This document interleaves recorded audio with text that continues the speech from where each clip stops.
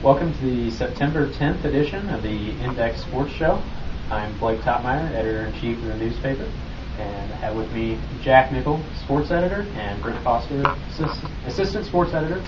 And once again, we're taking a look back at the weekend's football action.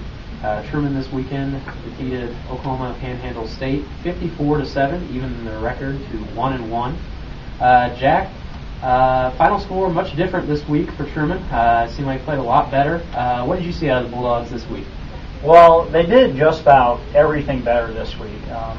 We have to keep this in perspective because Oklahoma Panhandle is a much weaker opponent.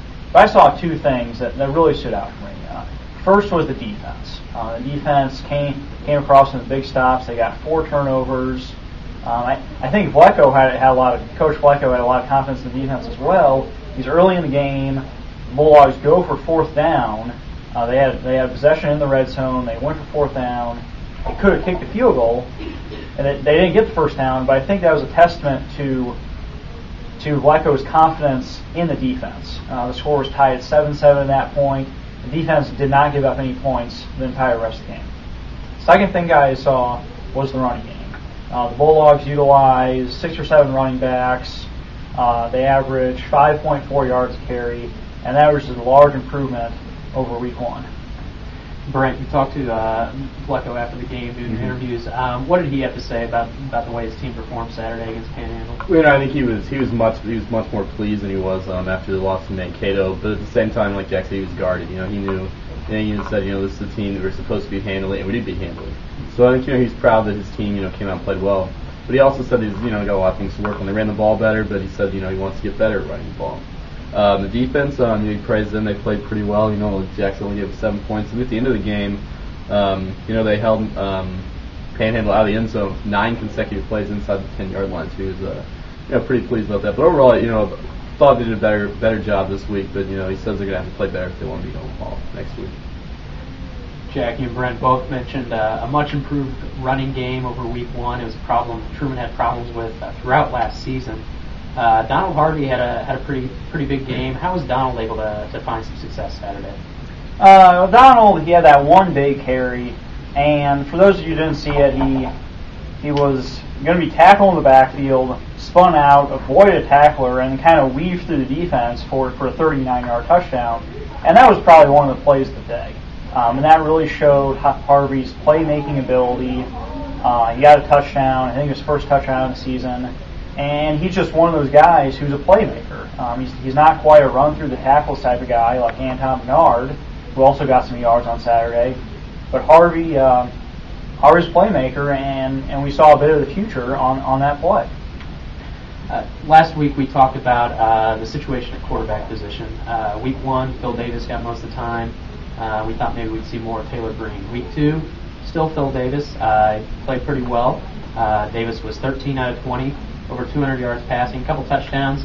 Brent, has Coach Flecko given any indication, is this going to be Phil Davis' team this year? Yeah, he said Phil Davis is the starting quarterback and Taylor Breen through the backup. He also said he wants to get Breen some time in there.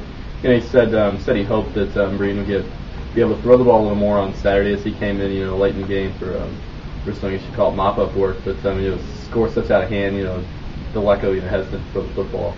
So Breen only attempted one pass. But he said Davis is the starting quarterback, but he wants would like to see the backup always get work just in case he ever has to step in and take over. So overall, a 54-7 win. Jack, was there any areas where Truman still looked like they need to improve on? Well, I kind of talked about this earlier, but the red zone efficiency. They had 6 drives inside the red zone, which is very good, but they only came across with 4 scores. And to beat better teams, once you get in there, you're going to have to have a high efficiency. And Oklahoma Panhandle, pretty easy team. They go 4 for 6. It's not going to be that easy against harder teams.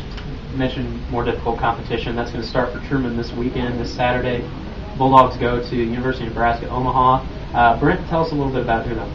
They 1-1 on the season coming in. They won the first game, got upset last week, I believe 31-28 to Nebraska Kearney. Quarterback Greg Wunderlich is averaging 238 yards a game this season. He'll be key for Bulldogs to stop. Last year, was able to pretty much run the ball when they wanted to, and game and had Truman beat, but the Bulldogs just kept fighting and eventually came back and upset Omaha in double overtime here on homecoming. The Bulldogs are going to want to try and do the same thing again this season when they travel to Omaha. Yeah, Truman beating Uno last year is kind of the win of the season for the Bulldogs. Jack, what's it going to take for the Bulldogs to pull off a similar upset on Saturday? Well, they really have to come out and bring their A game. They have to keep on getting turnovers. I think one thing they have to do is establish the running game early. Establish the running game, control the clock, keep the UNO offense off the field, and Truman should be able to keep the score close, and then possibly pull ahead at the end. Just going over some of the other weekend athletic events. Women's soccer finished the weekend with 2 ties and are now 1-1-2 on the season. Star forward Jessica Wiggert still fighting a knee injury. Volleyball went 2-2 over the weekend. They're now 5-3. They'll have another tournament this weekend on the road. And men's soccer went 2-0 to win the Quincy Bowl, and the men's soccer team is now 3-1 for the season. Jack and Brent, thank you both for joining me, and you can join us next week, September 17th, for the next edition of the Index Sports Show.